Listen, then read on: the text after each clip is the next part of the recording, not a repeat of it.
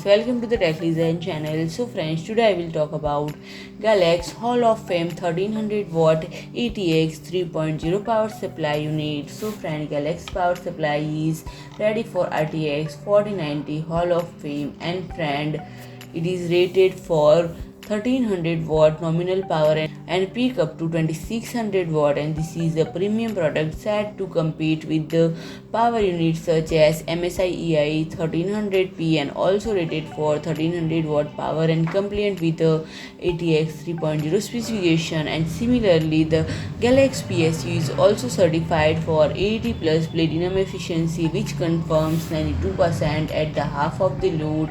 And friend, this PSU is designed for overclockers, which means that unlike most ATX 3.0 or PCIe Gen5 ready supplies, this one comes with two 16-pin power connectors. And GALAX also sells the RTX 4090 on the market that actually requires two such cables, and the RTX 4090 Hall of Fame, which has the power limit up to 666W. And friend, if I talk about the pricing, it is priced at $275. So friend, if you like my video, please do like, share and comment, and don't forget to subscribe my channel and press the bell icon.